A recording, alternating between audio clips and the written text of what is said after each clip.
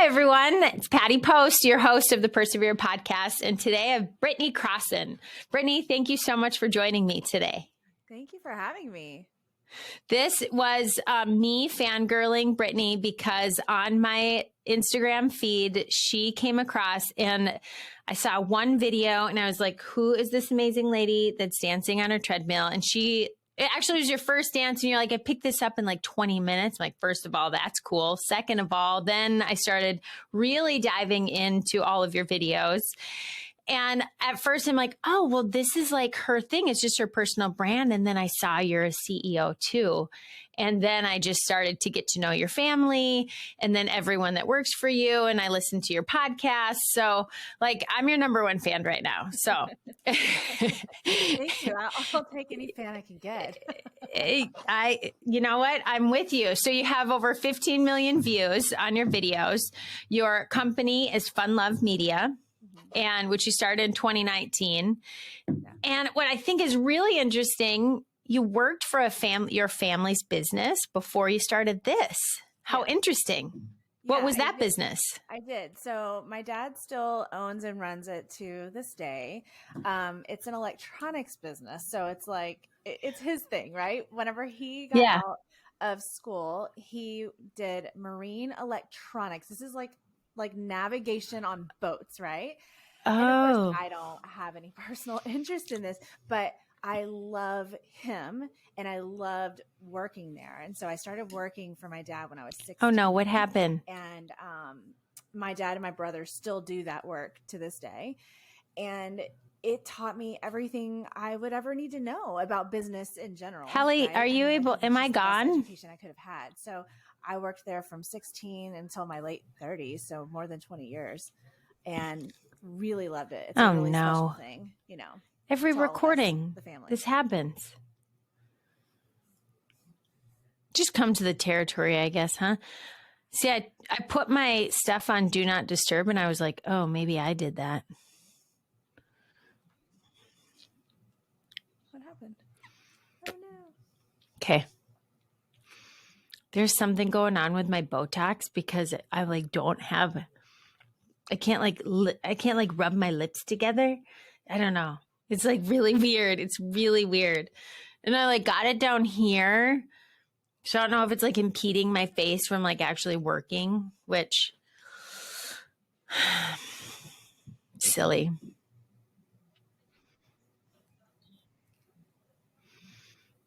I'm here.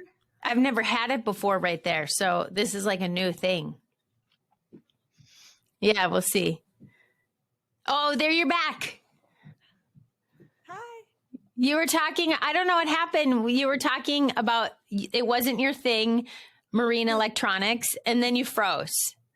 Okay. Yeah, you froze too, and it was getting a little blurry now again, but I was checking my internet. I think I'm okay. Okay. The actual recording, it tells us the actual recording will be of higher quality. It just looks like I have a messy face. And you know, we'll just have to, it ends up working out fine. I don't know why it does this, but...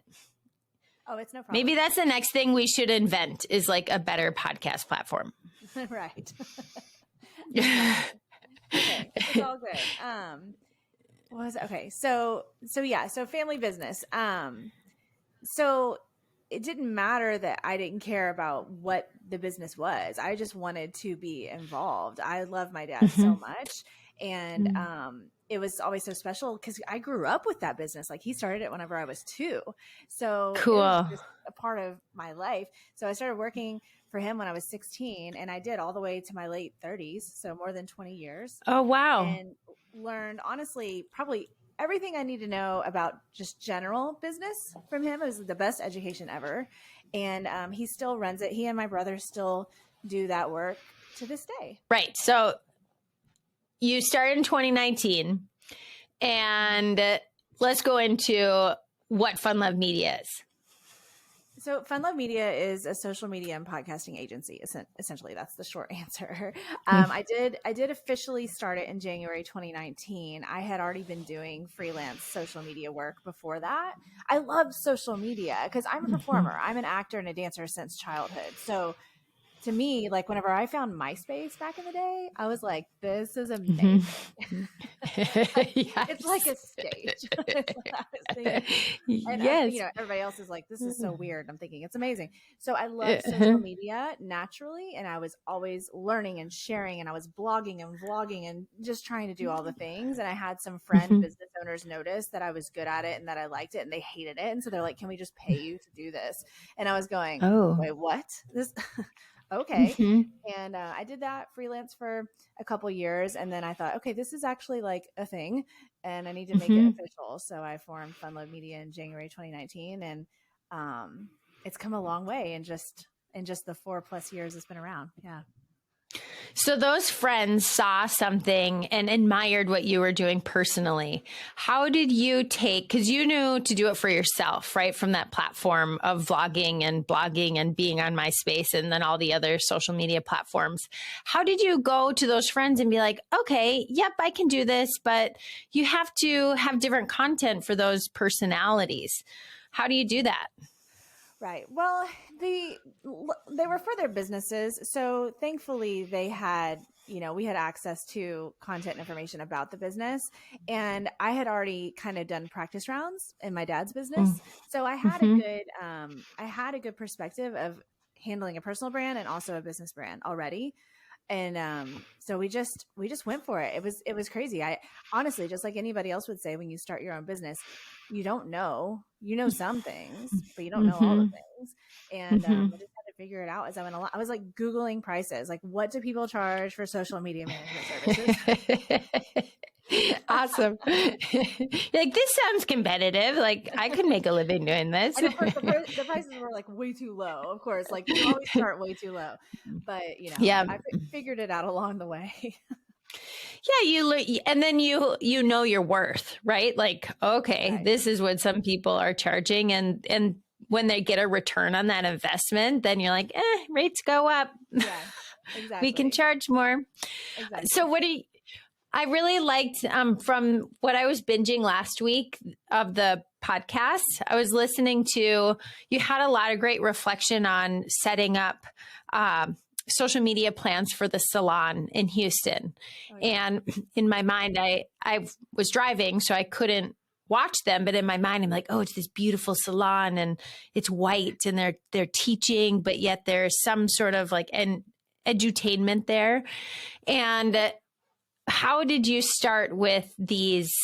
Let's use that as an example, because for the listeners, go listen to Britney's podcast, Fun Love Media. And if you listen to the few recent episodes, then you can catch up on what we're talking about.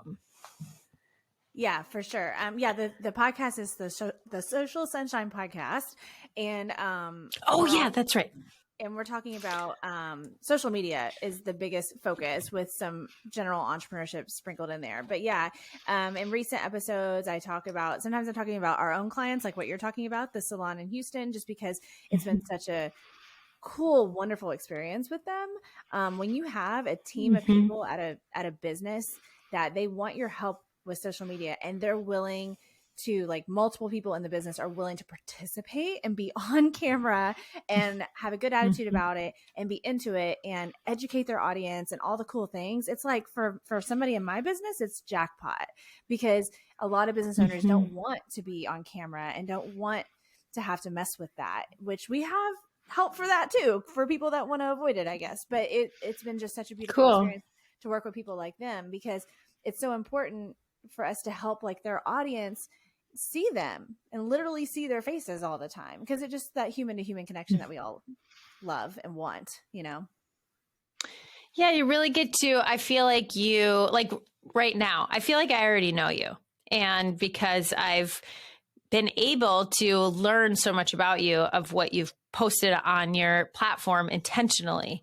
So from that aspect, and the same thing happened, I met with Dr. Ricky Brown, who's a plastic surgeon from Phoenix, and he has a huge TikTok following, and it was the same comfortability. So from I struggle with this personally of, okay, what am I sharing about that? I love to share about my dogs. I love to share about my kids, but am I necessarily sharing with people like the boring things that people would think that my job is really boring of being a CEO. I sit on calls all the time and, it's like regulation and contracts and stuff. So what do you recommend for people on the personal brand side to keep it, get to know you type of content? Well, there's different approaches people can take. So I could use myself as an example of someone who, I talk about my business, but I don't choose the route of like traditional education on the subject matter that I'm an expert in. I could, and I can, and I do in other avenues, but mostly in my social media content, especially on Instagram and Facebook, it's really more like a welcome into my world. And so if there's somebody out there listening that would like to have that approach, that maybe doesn't want to just sit and talk about their expertise and educate people, think about something that you're good at, lean into your strengths. So for me, it's dancing and performing, and also it's fun. So if you enjoy it, you're less likely to quit creating content. So that's good. And whatever the strength is, lean into that. And you can talk about that. You don't have to necessarily always be straight up talking about your business all the time. You're making it an interesting experience, like you said, to get to know the person, and you're showing other parts of your life. And usually people will kind of, to form a really solid, well-rounded personal brand, will choose like a few topics kind of. And, we're human. So it's not going to be perfectly in your topic every time, but for the most part, to keep you on track, be like, okay, I want to talk about the fact that I'm a CEO. Cool. But even more than that, I want to just like dance and jam out and encourage people to like be themselves. And then third, I'm a mom, I'm a working mom, blah, blah, blah. Like choose a few things that you'll talk about, and then you'll be heavy on some, light on others. It's fine. And you're drawing people in. It's just like a conversation starter at a party, right? Like you're chatting about your interests, essentially.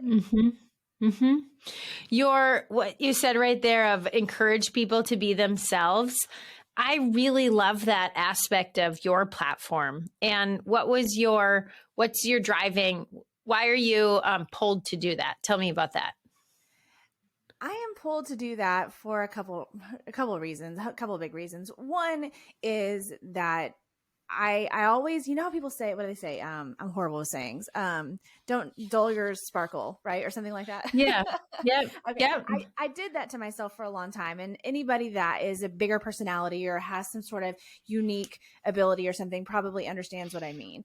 And I would hold back a lot in my younger years, and I wouldn't want to step too much in the spotlight unless it was super structured. So like I was a dancer. So it was like, well, if it's a recital or performance, that's where I can do it, but only there. Everywhere else, I have to blend in and not be too outstanding. And I got to a certain point in life where I was like, what the hell is wrong with you? Why are you doing that?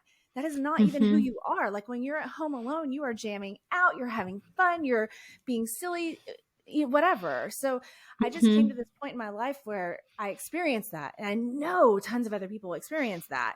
And also I think that, I've had a hard time, like just for example, we've all had a hard time with plenty of things, but one of mine is body image, right? And now, again, as I've gotten older, I'm like, screw it, like this is me, whatever. Yes, but it wasn't like that. It wasn't like that for a long time. I don't, I would pick myself to pieces, and I went through a couple of pregnancies and all the things that come along with that, and I'm super tall, I'm 5'10", so ever since I was young I was bigger, blah blah blah, right? I have this whole story, and I would also kind of feel ashamed about the way I looked, and so it's those kind of two things for me that personally drives that and goes, wait a minute, like nobody is so worried about me as I am. Like we're all criticizing ourselves way more than what other people are. We think they are, but they're not, And so I thought, I know I've got to talk about this. I just felt it. And thankfully, I think it's helping people. I think it is too. Oh, 100%. It's very motivating when you see someone else doing it and you're like, oh, they can do it. How did they get to do it? And you enjoy, and then when you enjoy watching it, you're like, I want to inspire other people to do the same thing. So I love it that you are putting that out there. And your video with you have a son and a daughter. And do you think it made a difference when now you have a daughter that looks to you and, you know, how do you present yourself and talk about what you eat or how you exercise? Has that made a difference with how you perceive yourself? Yes.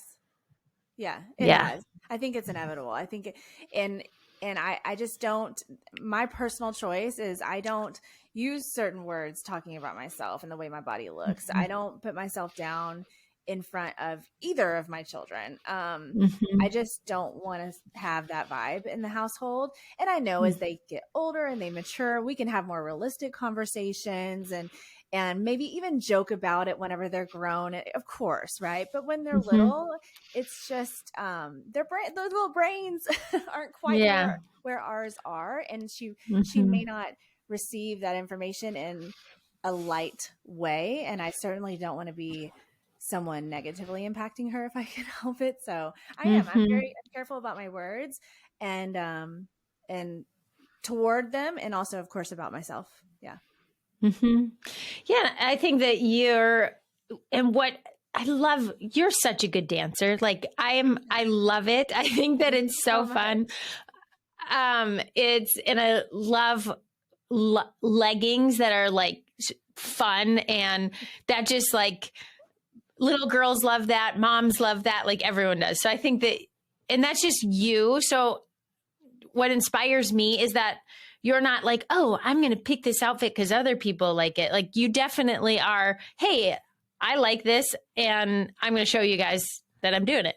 Right. Like what's the mood? So just put it on. I don't know. It's just, it's just totally. You just don't, I think it's just a blend of experiences, and then also probably the phase of life I'm in where just it's like 0 F's is what we say. I just I'm not worried about the littler things anymore. Not it happens. Yeah. Okay.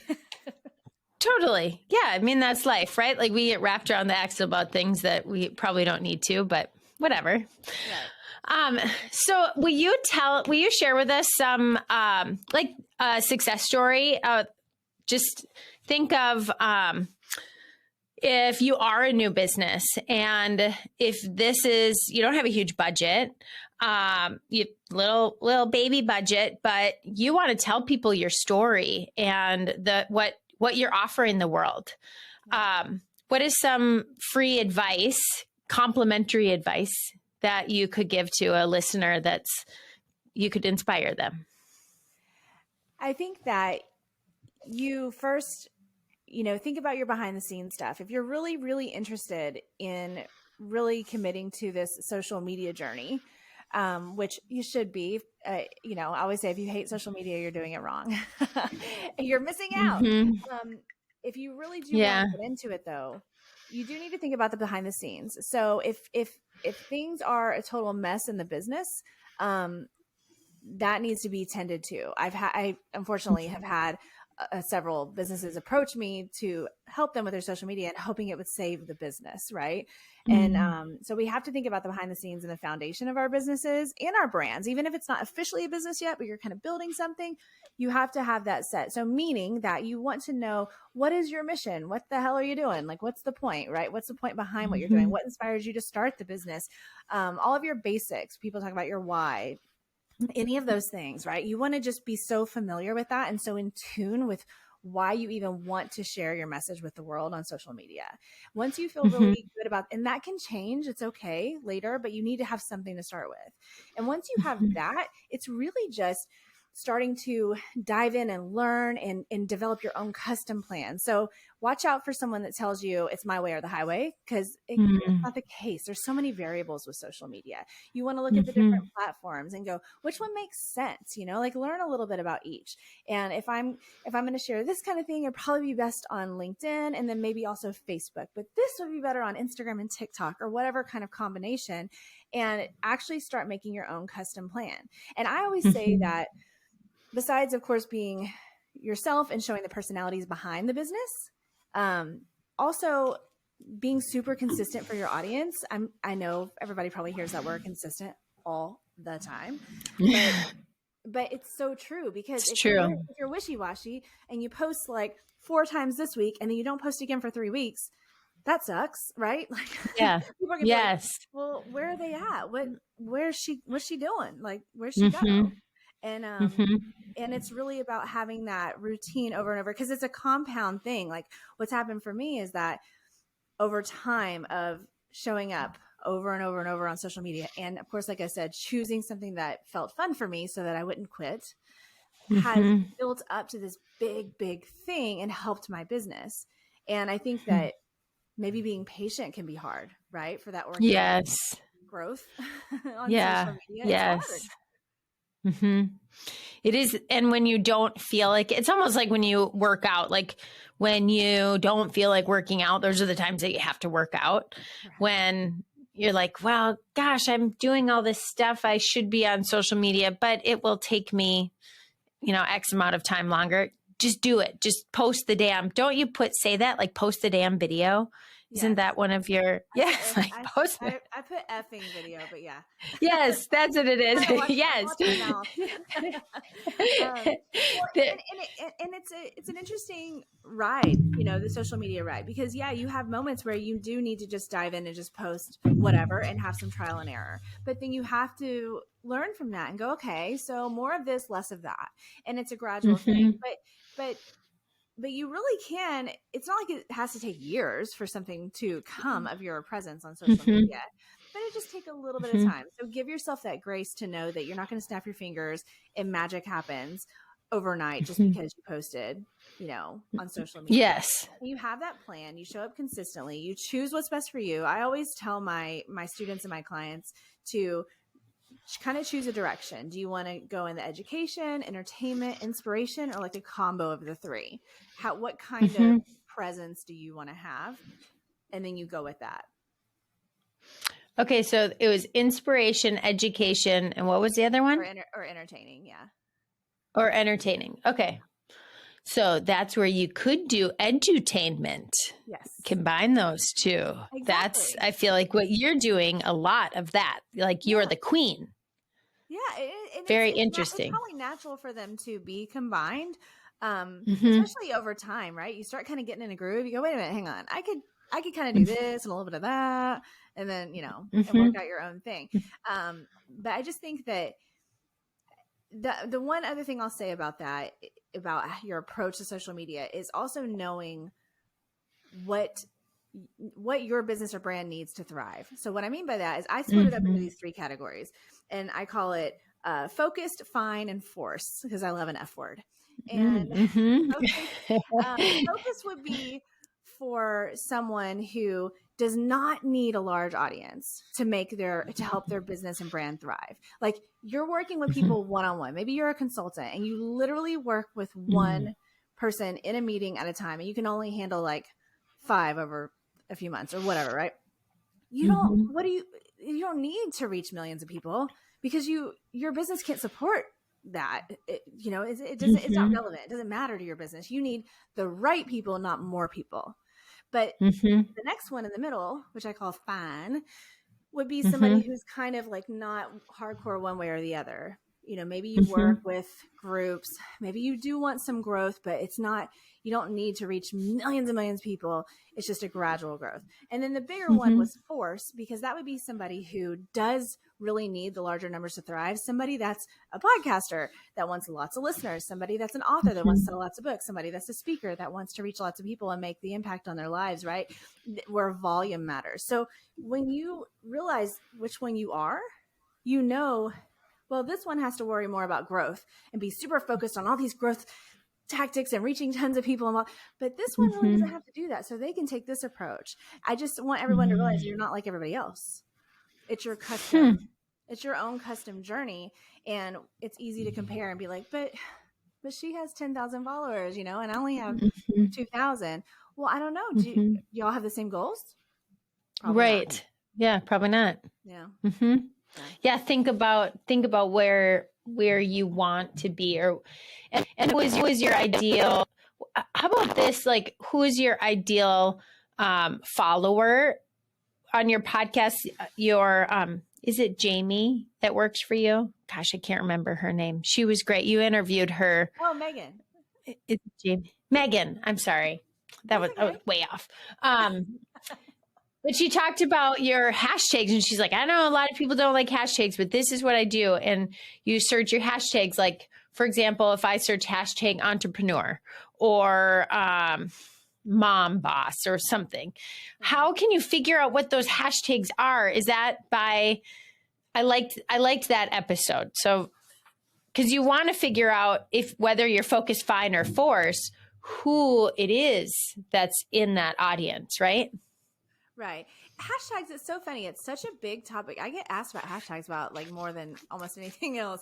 And because they're still a really big deal, particularly on Instagram right now, where this is the beginning of 2023 that we're recording. So it could change. I just want to mention that. But because it is changing actually on TikTok right now. But when it comes to hashtags, it's another thing that just takes a little bit of exploring, and it's probably starts with common sense. So you might, if you are a hairstylist, you might be like, well, I should use hashtag hairstylist, right? Or if you're trying to teach hairstylist, right? Well, if you look it up on Instagram and you see hashtag hairstylist, probably has a lot of uses, because it'll tell you the number of how many times it's been used. And if it's like millions and millions, then the thing is that the ability of a hashtag to help someone search under it and find your post is less and less the more it's being used, because you're in the sea of millions of posts that have used hashtag hairstylist. But if you could say like hashtag Houston hairstylist or hashtag whatever, color specialist, or get more specific, you can kind of narrow it down to where maybe your post won't get lost in a sea of millions of posts. So that's kind of the biggest standout with hashtags and using them and figuring out which ones are even relevant to you. But the cool news is that I feel like there's a shift, and I think we still use hashtags in my company and everything, but especially on TikTok, they're trying to be really SEO-ish over there. So search engine optimization is getting to be more and more. So it's more about keywords, like in the caption that you write for your post. If you're writing it like it's like a blog post, like a page on your website, like lots of keywords in it and all that, it'll help people find it that way too. Yeah, you did say that in the last one. That was really interesting to me, because this is a funny story that is like a painful story at the same time, like personally for the company. So our strep test is, we want to be known when you search for strep, we want our strep test to come up. Even though it's not available yet, we're in clinical research, we still want people to recognize Checkable at a strep test company. Well, strep gonorrhea was like a number one search term. So we ended up we had a consultant, and I'm going to say bless his heart, because he was trying to do the best for us, but he really suggested that we write a blog post about the difference between strep and gonorrhea. Well, we ended up ranking number one for strep gonorrhea. If you're searching that search term, you are not a mom with school-age kids looking for ways to live a healthier life. You're just not. Like, maybe you are, but you're probably not. So that's like a really a not successful story of how SEO can work not in your favor, but it's like, it works. So it proves that it works. Yeah. Yes.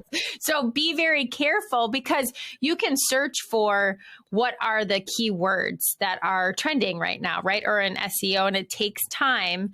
But if you're doing, like, we have a blog strategy, but we really should layer that from what I learned from you. Tell us, do we layer that then with TikTok? Like, okay, we got our blog and we got TikTok, and Sure. And you can build it out where you're using like all the same primary piece of content, and then kind of using it to put it everywhere, right? So if you do have a blog on your company's website, right?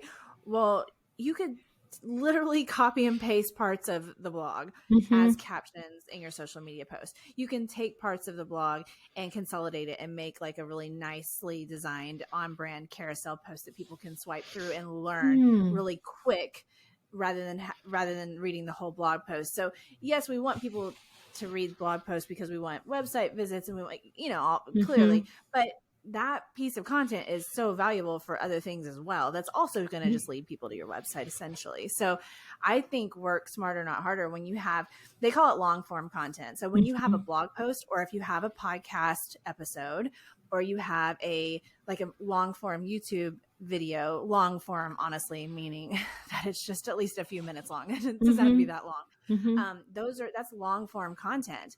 And there's so many like big marketing companies that, in fact, I was just reading when he's one of the leaders in the YouTube space. That's exactly what's done is they take their main like big video of the week and just break it down. They've got clips everywhere. They're taking words from it and putting it here. And that way you get so much more out of the one thing you originally created. You know? Yeah, like old school Guy Kawasaki, he said a long time ago, you can use it 33 times. Like this podcast, you can break it up 33 different ways and just put it everywhere. And then you're going to be known for this, right? Right. Well, and it's good but for two reasons. To take content, break it down, use pieces of it over and over and over. Like, okay, so yes, that's working smarter, not harder. It's being really efficient on the business's end, but also it helps in an effective marketing effort, because then you're driving home that same point many times, yet just maybe in tiny little different ways and tweaking it. And that's what needs to happen for people to take action. We all used to hear, what was it? Somebody had to see something 7 times before they take action. Then it turned into 11. And now Lord only knows with social media, it's probably 27. But, really though, people do need to see something over and over. So it's going to benefit in both ways by taking that approach to content. And there's like, if you think about like the adoption curve, there are the 2.7% people that are me that react like this. And I'm like, I'm just going to buy it. I don't have to research anything. I believe everything that person says. And then you have like, then it ends up being like 12%. Is it 9 or 12%? That's like in the middle. They got to research a little. And then you have the adopters that are a little later. So if you think about your strategy of, okay, I have 5,000 followers trying to sell something. Well, I'm going to show them this. And then you got this little group that are going to jump on board right away. And it gives you a little confidence, right? Like not everyone is going to love what you're doing the first time or even the 10th time that you tell them about it. Right. It's very true. And it can be very confusing with social media sometimes, because not everybody speaks up in the comments, and people are like, I want engagement. Well, of course, yes, that's great. Like you don't want crickets in the comment section of your content. Nobody does. It doesn't feel good. But the truth is that, and I don't have any numbers on this, and I would be so interested to see if there are some, but that the truth is that a lot of people that buy haven't even interacted with your brand, whomever's handling it on social media, like as in commenting. They may not have seemed to be a super fan, but they were watching. So that can be confusing, because you kind of assume it's going to be one of these people that's always commenting on my stuff, and then all of a sudden some stranger comes into your email inbox and is like, I want to work with you. And you're going, who are you? How'd you find me on Instagram? And you're like, gosh, I've never even talked to you on Instagram before. So you never know. Like even the silent people out there they're paying attention to what you're doing. They're watching. And they could be buyers. So speaking of buyers, you mentioned a thing about education. So will you tell us more about your business and how listeners could engage with you? Maybe you don't have a budget to hire you, but sounds like you have some different opportunities for people. Sure, of course. Yeah, we have a few different kind of things under the Fun Love Media umbrella. So free information is always on my show, the Social Sunshine Podcast. It's on all the major podcast platforms. And sometimes it's a little education moment where I'm teaching something specific that we did at Fun Love Media to help the listener then be able to go and do it. And then sometimes it's more like kind of fun conversation, and I'm having like somebody that's TikTok famous come on and talk about their social media journey, right? It's all very social media focused, and it's free. So I love having that, and also just connecting with people all over the world. As you know, it's just crazy cool feeling podcasting.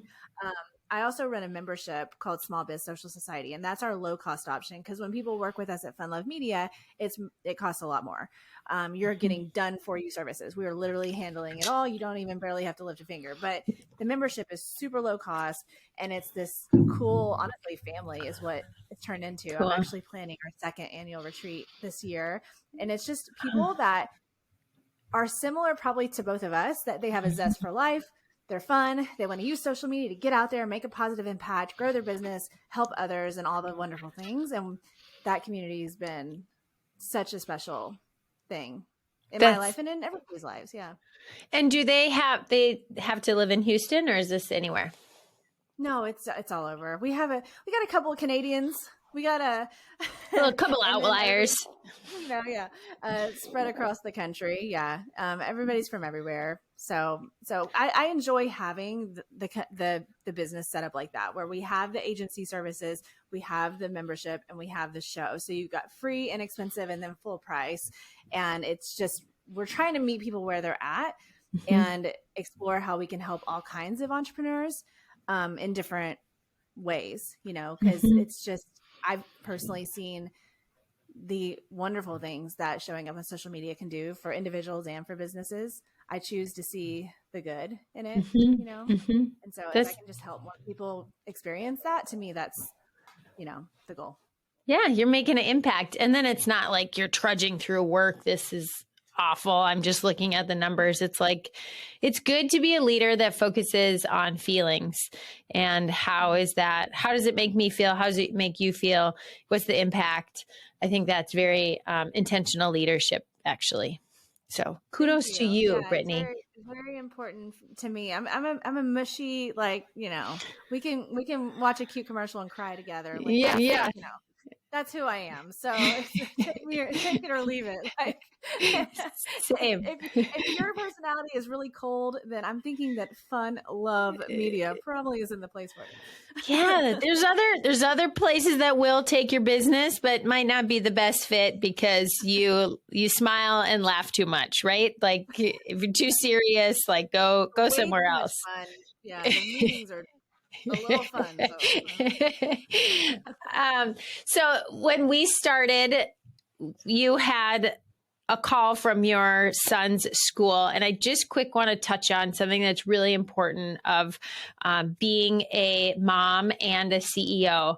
And for listeners out there that are aspiring to either start something new or maybe take on something bigger in their career, I'd love to hear about your personal views on how are you able to do it all not even do it all, because we don't do it all, but how are you able to have a career that's impactful and have a personal mission of being a good mom, which you didn't tell me that, but I know that you do. Thank you. My husband is an excellent partner, and I recognize that not everybody has that. And so I try my best to be thankful for that, even whenever he's driving me crazy. I'm always, of course, really thankful for him because I always kind of wink at him and say, I mean, I could totally do this without you, but it would just take me a lot longer. Okay. But I always have to give credit to him. We spent so many years opposite. We reversed roles just a few years ago, and he was the one with the big career and construction, corporate America stuff, and he was like away all the time, and he worked out of town, and he missed all the school things and all these things. And when he lost his job back in 2020, along with a lot of other people in construction, we intentionally decided to swap places because I knew I was doing Fun Love Media part-time at the time, and I knew I could grow it to be big. And I kept telling him, if you ever can find a way to be here with us more, I can do things with this company. And we made that choice to switch roles, where he had a career now still to this day, like that's just more flexible. He takes the kids to school, he picks them up 95% of the time, so that I could take this company and run with it, because we both believed in it. So I have to shout that out, because I'm so thankful for it, and I recognize that it's not something that everybody has. Amazing. But if I didn't have that support, I would still be determined to be a great mom and to do great things with my company. I just I'm a big picture thinker, and I think about the life a lot, and I think about how time is precious, and I just don't want to look back at the age of 88 and have too many regrets. So I try to make decisions based upon what 88-year-old Britney might say about them, including the treadmill dancing. And I go, what's she going to think? And my answer is, she's going to love it. Yeah, she's going to love it for sure. But yeah, my kiddos are, they are also older. Whenever I started, I mean, I was 40 before I started really pursuing my career aggressively, but they were a little older. And I think that has helped, that they're not babies and toddlers. And I just do my best to say, look, I'm going to make sure that we have these moments together. And I am like in it with you. Like I'm around you all Saturday. Like you can't get rid of me, kid. We're hanging out all day, all night, whatever. Right. Because I know that on Sunday, I got to get some work done. So I just try to be smart about managing my time the best that I can. It's not perfect, but we do our best. Oh, that's really good advice. I think intentionality, where we're spending our time, it's important to reflect on that. And it's important to be very mindful of, is that because the time slips away really quickly, and in business and then in our personal relationships. Right. Well, and kids are, kids, you can give them 15 minutes of focused, devoted time with you, and that could be so fulfilling for them for the rest of the day if we can just break away and have that little bit of time, because sometimes that's all it is, and that's the honest truth. Sometimes it's just 15 minutes, and then I'll see you at bedtime, kind of thing. And we just have to do our best with those moments that we can. Yeah, it's just the intentionality. My daughter is really into Legos again. She's 12, and we were at Target, and she wanted this Lego set, and she hasn't played with Legos. We moved 2 years ago, and we put them away when we moved, and then she really hasn't pulled them out. But when we were there like 6 weeks ago, she's like, I really want this set. And of course it was like the $200 and something set, which like, okay, fine, let's get it, because then it will give you time to do something other than being on the phone or playing Roblox. And she sat and did it, and then she pulled out all of her Legos, and now at night she loves this. I hate Legos. Like I do not like them at all. My husband, on the other hand, you don't like them either? Oh my gosh, I do not understand. I'm like, this doesn't. I don't. Yeah, I'm like, it does not. I like the little action figures. I think those are cool. But yeah, so they've been doing that at night. Like we'll have intentional time where we have no technology for an hour, and they've been doing that together. I'm like, this is good. Like we've just got to just have time. Because right now it's like, it goes by very, very quickly. Right. Right. It does. And I think that they're going to remember the way that we made them feel. And they are less likely to have these horrible traumatic memories of our busy work schedules, as long as we were intentional with those moments the best that we could, and we made them feel loved and all of that. And we probably, people like me, and I'm sure plenty of people listening, you learned some things that you should do as a parent from your own parents, but you also learn a lot of things that you shouldn't. Yes. And so I had plenty of negative experiences as a kiddo. And so I'm like, don't waste those lessons, Britney. Like, remember how this felt or how that felt, and don't repeat that, break the chain. And so some traumatic parts of my childhood have actually contributed to my own children having a really good childhood. And for that, I'm really, really proud and thankful for. That is so awesome. I'm so glad that I asked you that question, because I knew that you would have got I think every woman that is an executive or business owner really does have to take time, because it's woven within us that we're nurturers, that we are mothers, and we give time, and we're very selfless. But to be a business owner, you have to be selfish for that business. And so having those two worlds collide and understanding how others navigate through that is really beautiful. So thank you for sharing that with us. And kudos to your husband. I have a husband that we are celebrating our 20-year anniversary next week. So I'm with you. Congratulations. Thank you. Yes, I definitely could not have any of this if it wasn't for him either. So I like the hashtag stay married, because there were times where I'm like, this isn't worth it. I do not like this. But I'm really glad we stuck through it. I've been hanging out with you for so long. Yes. It's kind of driving me crazy. Right. I agree with you, and that you definitely have those moments. I think that that's probably human. If you're going to be hanging out with somebody for that long, you're going to get pissed off at them, and it's going to happen. But yep. We're a little behind you. We're going to be at 19 years pretty soon. That's awesome. Look at that. Yeah, and you just had this connection on social media when I found you. So we're like friends for life. When I come to Houston, I've got to meet you in person because I'll be there at some point.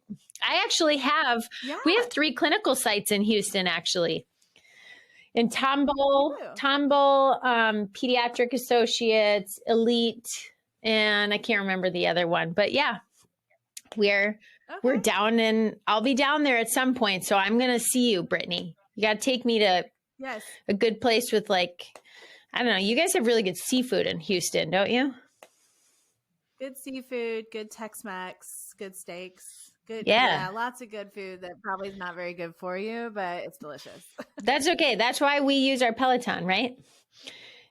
Oh, exactly. That was my last question I wanted to ask you. Who are your favorites on Peloton?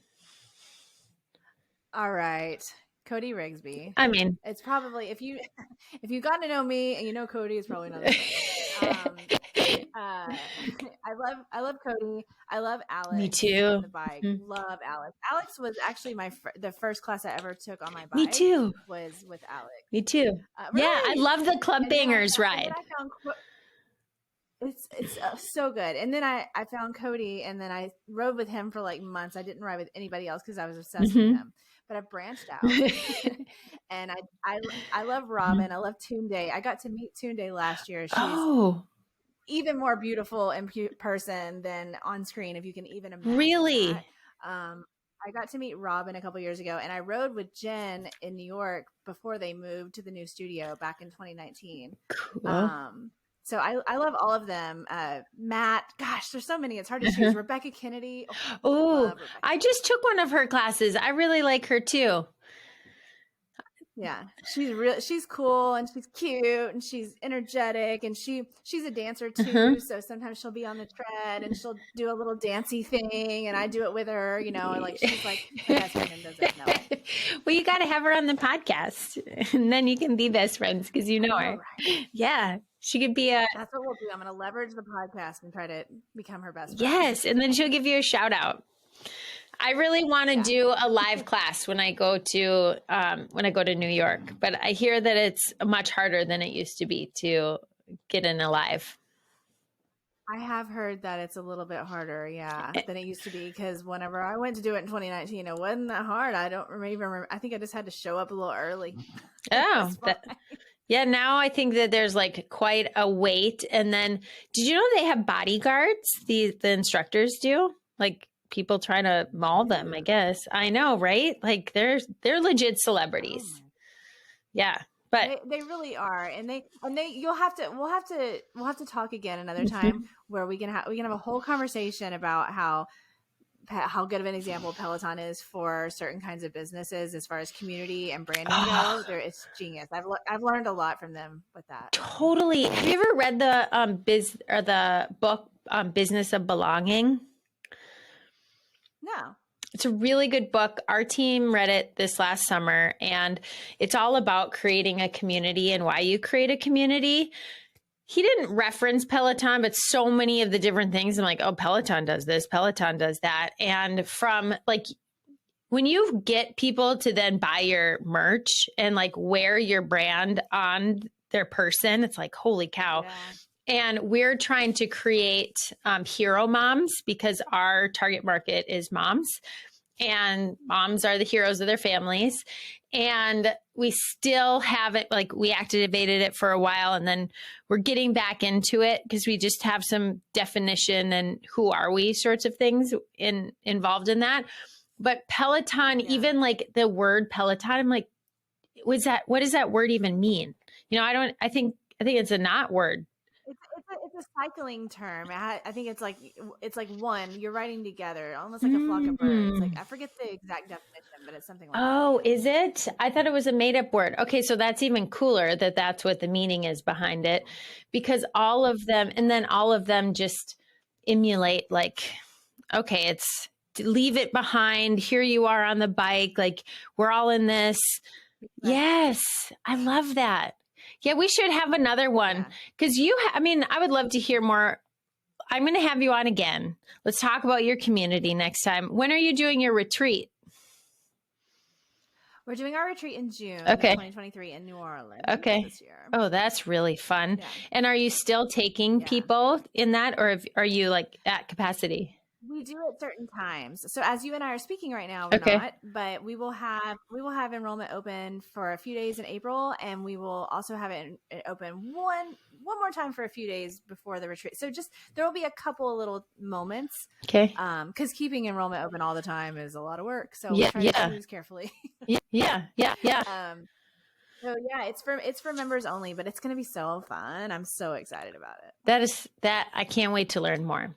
It was so, I'm glad that I got to meet you, Britney. We talked about so many different things. You have a wonderful business. And if anyone is interested in getting you just got to follow her. Like, there's no option here. Just like pull out your phone right now. And okay, how do you want us to follow you? Okay, so Instagram is my hub. That's where I am first. At Britney Crosson, just my name. Follow me there. You can follow all my things there too. It's all in the link in my bio of my business and show and all the things. So you can find it all on my Instagram. I'm also on TikTok. Just look at my name, Britney Crosson. You can connect with me on LinkedIn. You can follow me on Facebook. I'm all over the place. And you can learn more about what we do once you find me. Follow the yellow brick road. Yes. Download that podcast too. It is great listening I like your sense of humor too. So it's entertaining. It's not too serious. Thank you for joining me. Yeah. Well, I always say you don't have to create serious content to make serious impact or serious money. Yes. I think sometimes I get wrapped around the axle because of healthcare money. It is so serious. And I'm like, oh, I'm not a doctor. I'm not like, you don't have to be a doctor to know how to take care of your kids or like give a mom hack. Like, it's just easy. Like, your experience. Yep. Yeah. It's your experience. And if you don't like it, you don't have to hit the like button or follow button. You can move on. I feel empowered to say that because of you. So thank you. Oh, good. Thank you. Yes. So much. Well, Britney Crosson, thank you so much for joining me. And to everyone, please give this podcast 5 stars. We don't have any ads. We keep it very light on here, but we love your 5-star reviews, and then follow us at the Persevere Podcast. And actually, we're going to edit that because we're changing to You Persevere. And little background of why we're changing this: of you persevere or you quit. You have 2 options in business. So my option that I've chosen, and Britney's option, is she has continued to persevere, even though there are things in the road that we have to cross. It gets frustrating. You want to quit, but don't. Keep on going. So with that, keep on persevering in business. Thank you so much, Britney. You're welcome.